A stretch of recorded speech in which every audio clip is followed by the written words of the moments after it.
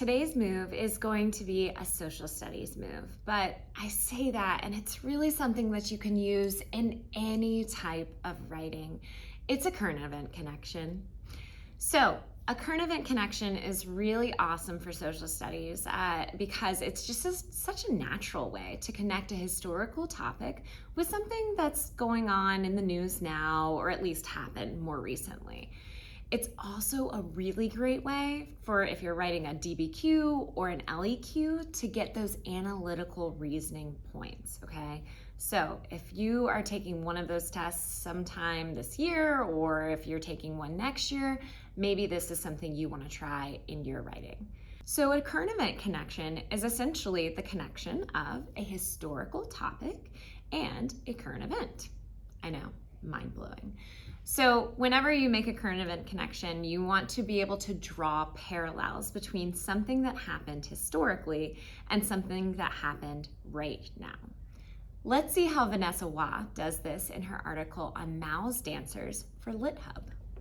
For Mao's dancers, what kind of darkness followed the lightness on the dance floor? The notion of consent would have never entered the conversation in China or elsewhere at that time.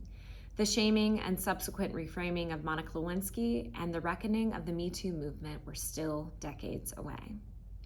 So in this article, which is really fascinating, I highly recommend reading it, Vanessa Waugh talks all about the dancers that Mao used to bring to his court. And of course, the dancers were basically all women, and they were all very young women who did not have consent in actually coming to the court and did not have consent in what happened after their dances as well.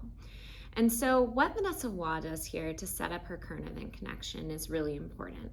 She starts by naming the topic that she is talking about. And so while that may seem common sense, it's actually really important to reinforce to the reader, like, hey, I'm about to make a connection with this idea and something else, okay? So she says here, for Mao's dancers. Then immediately afterwards, she goes into what the dancers experienced. So she sets up this idea. This notion of consent would have never entered the conversation in China or elsewhere at that time. So that's what she's discovered in her research, okay? So this is where you say, this is what I've discovered in my research. Then she follows that with the current event connection. And so in her current event connection, she actually names two things. First, Monica Lewinsky, and then she names the Me Too movement. So again, naming the current event connection or connections is going to be very important for your reader. We cannot assume that they know anything. And so she mentions the connections that she's about to make, but then she not only does that, she adds in a little bit of analysis. So she says the shaming and subsequent reframing of Monica Lewinsky. And then she notes here the reckoning of the Me Too movement. And by the way, just love that word reckoning. It just sounds so powerful. So again, she's choosing her diction very, very carefully here in order to make this analysis.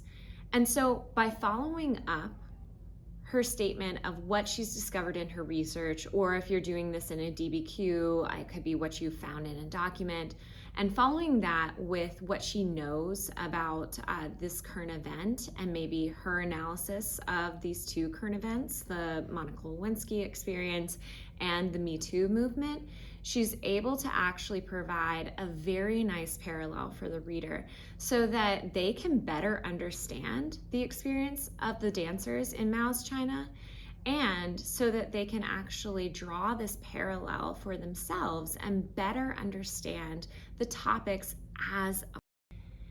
Let's look at how a few other historians make a current event connection in their writing.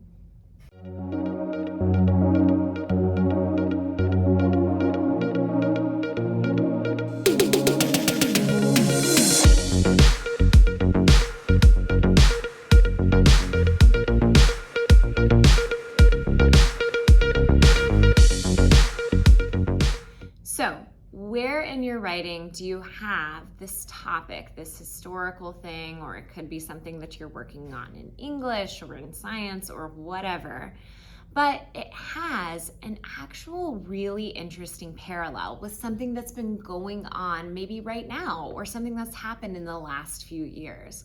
Where in your writing do you have something maybe that's a little bit more complex, a historical topic that's a little bit more nuanced, and maybe something that someone's never heard of before, that a current event connection would actually help them better understand? Thanks so much for watching, and we can't wait to see you next time on Mini Moves for Writers.